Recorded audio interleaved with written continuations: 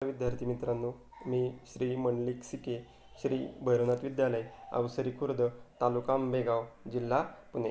विद्यार्थी मित्रांनो, आज आपण इयत्ता 9वी विषय गणित भाग 2 मधील प्रकरण क्रमांक 1 भूमितीतील मूलभूत संबोध हे पाहणार आहोत.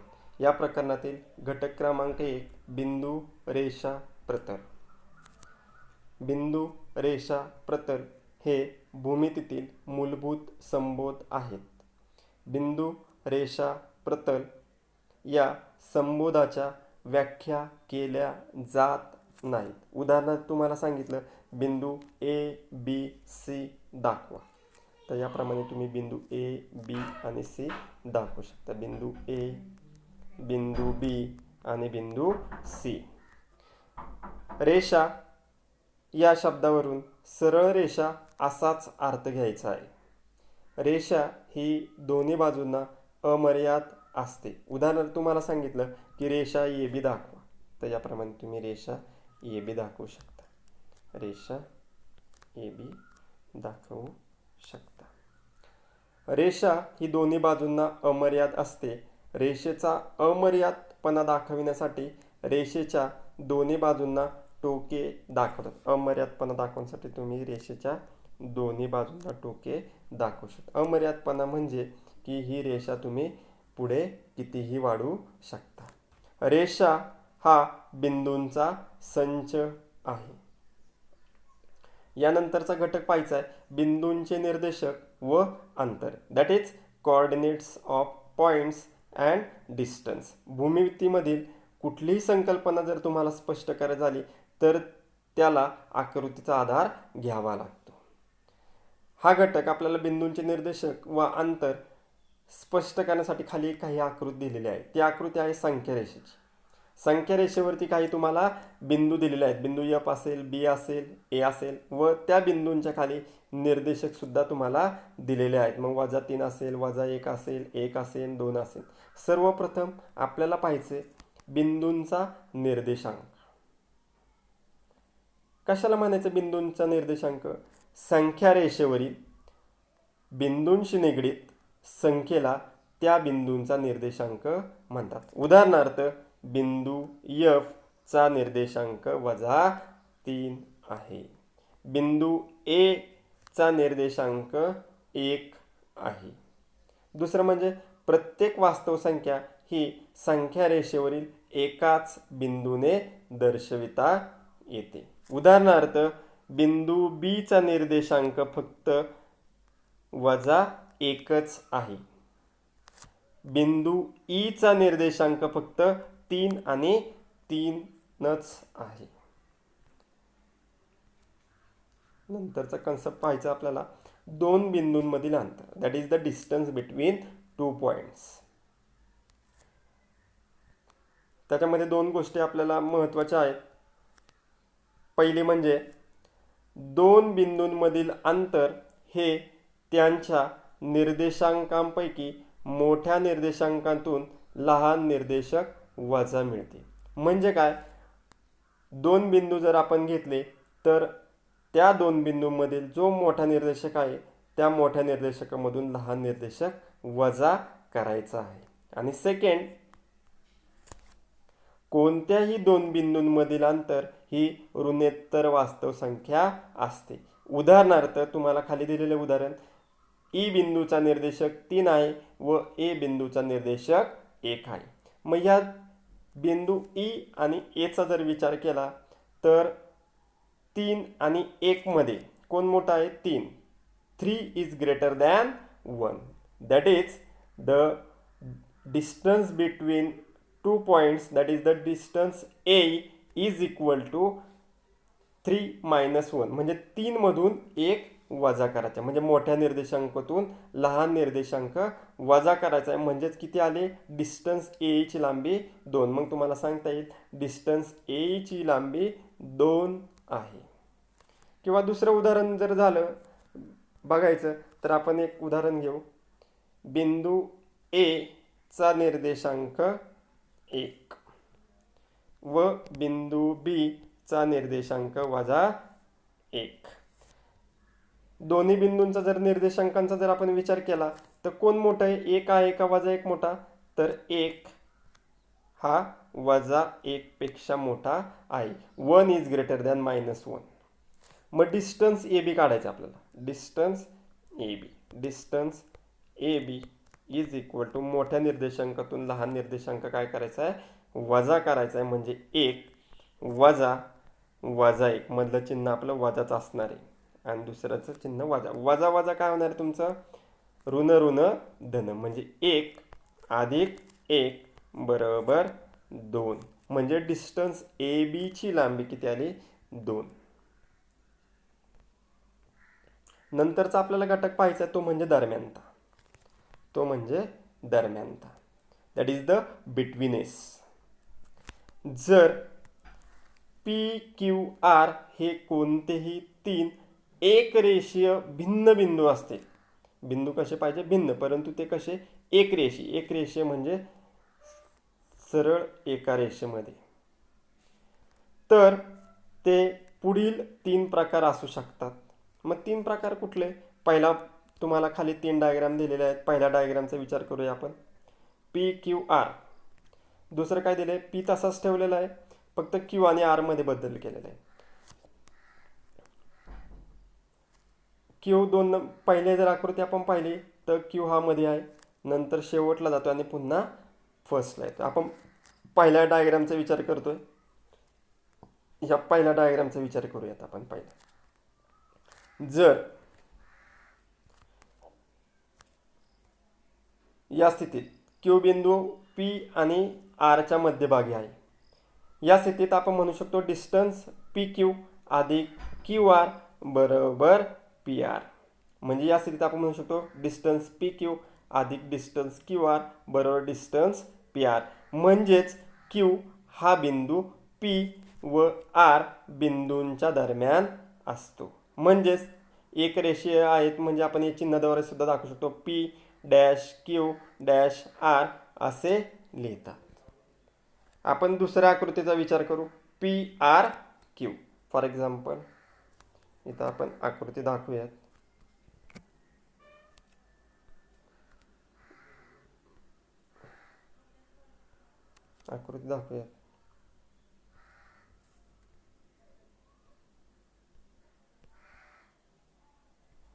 इथं पी नंतर आर आणि क्यू. तर आर हा बिंदू कुणाच्या मध्यभागी आहे, पी आणि क्यूच्या. आर हा बिंदू पी आणि क्यूच्या मध्यभागी आहे. म्हणजेच काय म्हणू शकतो, पहिला डिस्टन्स पी आर अधिक डिस्टन्स आर क्यू बरोबर डिस्टन्स पी क्यू. म्हणजेच डिस्टन्स पी क्यू याप्रमाणे डिस्टन्स पी आर अधिक डिस्टन्स आर क्यू बरोबर डिस्टन्स पी क्यू. म्हणजेच ते तिन्ही बिंदू एक रेषा आहे. म्हणजेच आपल्याला दरम्यानता दाखवता येईल. P dash Q dash R असे लिहितात आणि आर हा बिंदू पी व क्यू या बिंदूंच्या दरम्यान असतो.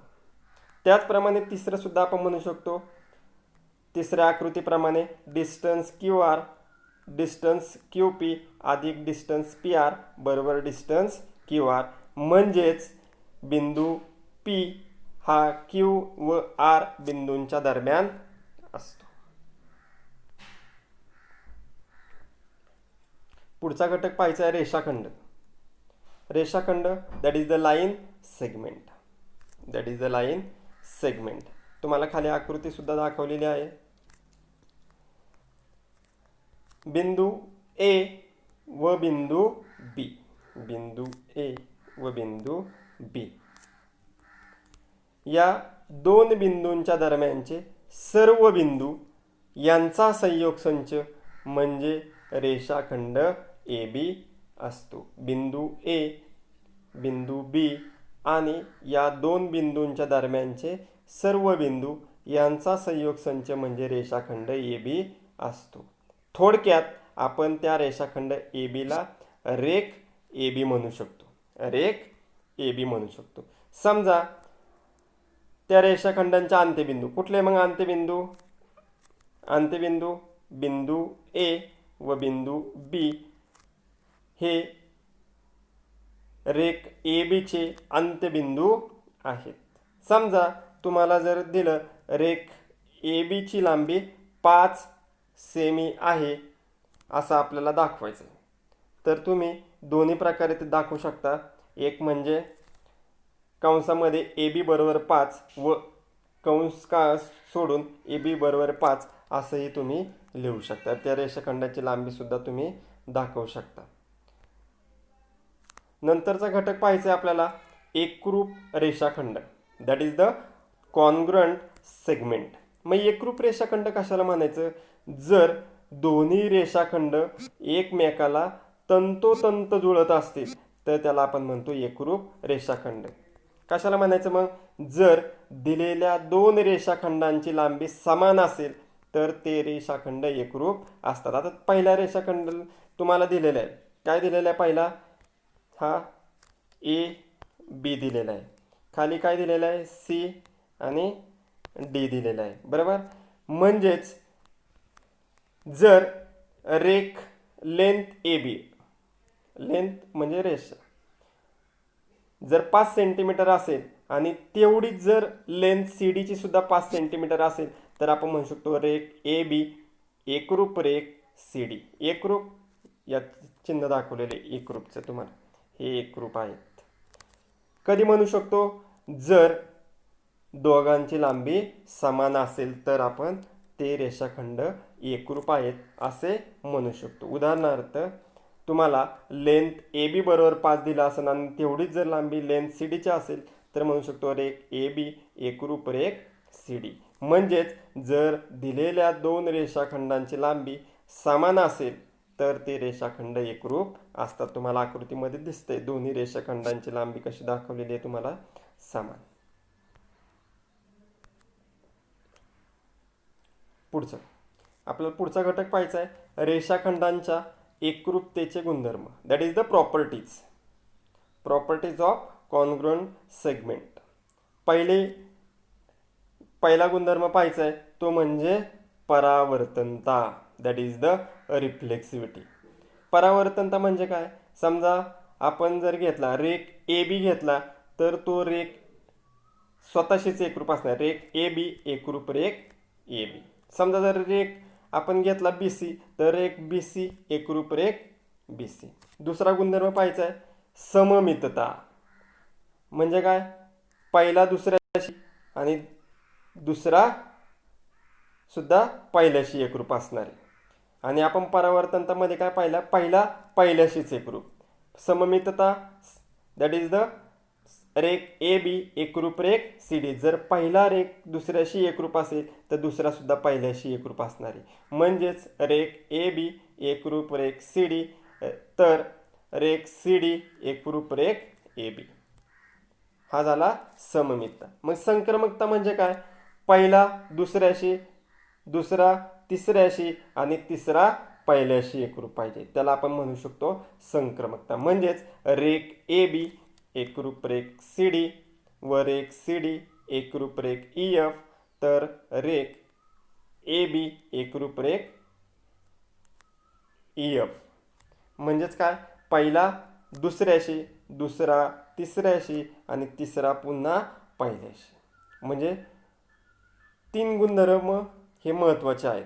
पहिला म्हणजे परावर्तनता, दुसरा सममितता आणि तिसरा संक्रमकता.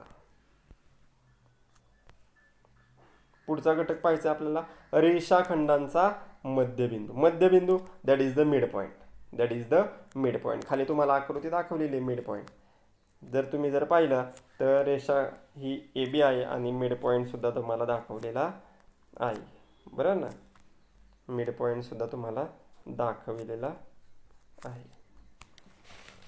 मग मिड पॉईंट कशाला म्हणायचं? जर ए एम बी, जर हा ए, हा एम आणि हा बी हे कसे एका सरळ रेषेत आहेत, म्हणजे काय? एक रेष. तर तुम्हाला सांगता येईल जर ए एम बी आणि रेख ए एम, रेख ए एम, रेख ए एम एकरूप रेख एम बी, तर यम हा बिंदू रेख ए बीचा मध्यबिंदू आहे. म्हणजे रेख ए बीच्या मध्यभागी कोण आहे? यम. म्हणजे रेख ए बीचे दोन समान भाग करतोय. म्हणजेच बिंदू यम हा रेख ए बीचा मध्यबिंदू आहे असे म्हणतात. प्रत्येक रेषाखंडाला एक आणि एकच मध्यबिंदू असतो. रेषाखंडाचा मध्यबिंदू हा त्या रेषाखंडाच्या दोन्ही अंत्यबिंदूपासून समान अंतरावर असतो. म्हणजेच काय? फॉर एक्झाम्पल, जर तुम्हाला जर ए बी किती दिलेला असेल, 5 सेंटीमीटर दिले असेल, तर ए एम किती असेल? 2 समान भाग करतो म्हणजे किती असेल? 2.5. आणि एम बी किती असेल? एम बी बरोबर 2.5. म्हणजे दोन्ही रेषाखंडांचे तो काय करतोय? समान भाग करतोय. नंतरचा घटक पाहायचा आहे रेषाखंडांची तुलना. रेषाखंडांची तुलना, that is the comparison of segment. तुम्ही जर आकृतीचा जर विचार केला तर तुम्हाला आकृतीमध्ये एक रेषाखंड मोठा आणि एक रेषाखंड लहान दिसतोय. मग लहान कुठला आहे? तुम्हाला आकृती जर पाहिले तर हा लहान आहे ए बी, बरोबर ना. आणि मोठा रेषाखंड कुठला आहे? तर रेषाखंड सी डी हा मोठा आहे, बरोबर ना. मग तुम्हाला सांगता येईल रेषा ए बी ची लांबी रेख सी डी पेक्षा कमी असेल, म्हणजेच length A B is less than. म्हणजे ए बी हा काय? लहान आहे कुणापेक्षा? रेख सी डी. म्हणजेच ए बी हा सी डी पेक्षा लहान आहे. म्हणजेच काय? C D is greater than A B. म्हणजे सी डी हा कुणापेक्षा मोठा आहे? ए बी पेक्षा, असे तुम्ही लिहू शकता. म्हणजेच रेषाखंडांचा लहान मोठेपणा त्यांच्या लांबीवरतून असतो. उदाहरणार्थ तुम्ही दाखवू शकता ए बी हा काय? लहान आहे, बरोबर ना. कुणापेक्षा? सी डी पेक्षा. म्हणजे मोठं चिन्ह लहान मोठेपणा कुणाकडे दाखवू शकता? C D. C D is greater than A B और A B is less than C D.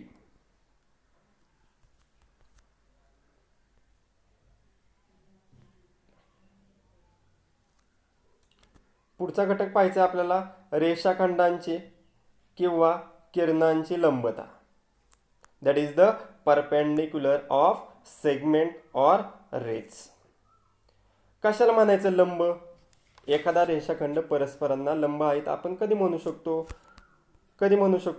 जर दोन रेषाखंड, दोन किरण किंवा एक किरण व एक रेषाखंड यांना सामावणाऱ्या रेषा जर परस्परांना लंब असतील तर ते दोन रेषाखंड, ते दोन किरण किंवा एक किरण किंवा आणि एक रेषाखंड परस्परांना लंब आहेत असे म्हणतात. मग आता दोन तुम्हाला काय दिले?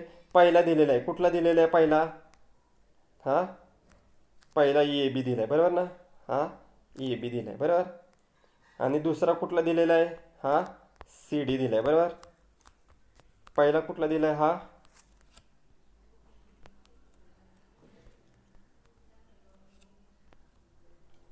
पहिला दिलेला आहे ए बी, दुसरा सी डी, बरोबर ना.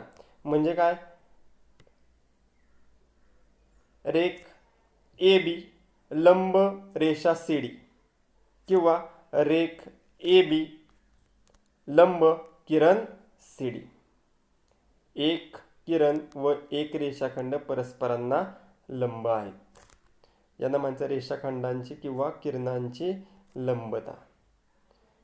पुढचं आपल्याला पाहिजे बिंदूंचे रेषापासूनचे अंतर. That is the distance of plan from line. कशाला म्हणू शकतो आपण? जर रेषा सी डी लंब रेषा ए बी, सी डी तुम्हाला दाखवले, हा सी डी लंब ए बी, हा सी डी कुणावर लंब आहे? रेख ए बी वरती. आणि बिंदू डी आणि बिंदू डी हा रेषा ए बीवर असेल, म्हणजे बिंदू डी बरोबर रेषा ए बीवर असेल, तर रेख सी डीच्या लांबीला बिंदू सी चे रेषा ए बी पासूनचे अंतर असे म्हणतात. म्हणजेच बिंदू डी ला सी डी या लंबाचा लंबपात असे म्हणतात. या सी डीला डीचा लंबपात असे म्हणतात. जर सी डी बरोबर ए, समजा सी डी बरोबर काय दिलंय, समजा आपल्याला दाखवायचं आहे, जर सी डी बरोबर ए, तर सी बिंदू रेषा ए बीला ए अंतरावर आहे असे म्हणता येईल. ए अंतरावर आहे असे म्हणता येईल. आपण जो घटक आत्तापर्यंत शिकलेलो आहे त्याच्यावरतीच आपल्याला घरी होमवर्क करायचा आहे. घरी सराव संच 1.1 व 1.2 तुम्ही सोडवायचा आहे. एवढं जे एक्सप्लेनेशन दिलेलं आहे इथे आपण थांबूयात. नंतरचा भाग आपण नंतर पाहूया. धन्यवाद.